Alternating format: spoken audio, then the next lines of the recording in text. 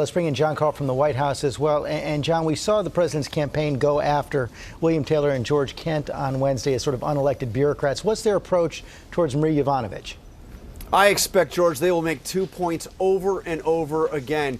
They will say that you may not like the way Ambassador Yovanovitch was removed. You may not like what the president said about her, but the president has a right to decide who he wants to send over to represent the United States and his administration. And the second point is that they will say she is entirely irrelevant to the charges in these impeachment proceedings because she was gone as ambassador in May. That means she was not there when the president had his phone call with President Zelensky, and she was not there when the president decided to have aid withheld. Okay, John. And Mary, the White House has been drawing a line against having any White House officials or members of the Office of Management and Budget, which held up the aid to Ukraine, go to Capitol Hill, but that appears to be breaking a bit.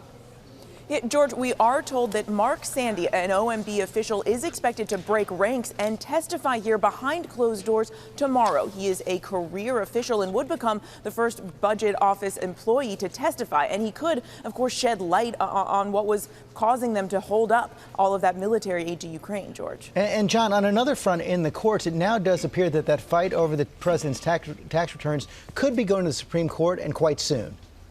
Yeah, the president's lawyers have asked the Supreme Court to appeal a decision by lower courts. This is regarding a New York prosecutor's attempt to get 8 years of the president's tax returns. The lower courts have sided with New York prosecutors.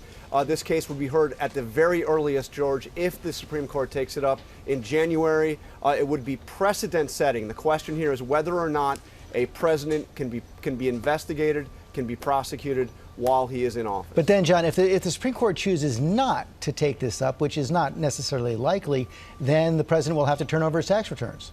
Have to turn over his tax returns to New York prosecutors. That does not mean they go public yet, George, but the prosecutors would have that for their case. Jon Karl, Mary Bruce, thanks. You'll both be joining us for our live coverage of today's hearing with our entire political team. That starts at 9 Eastern right here on ABC and ABC News Live.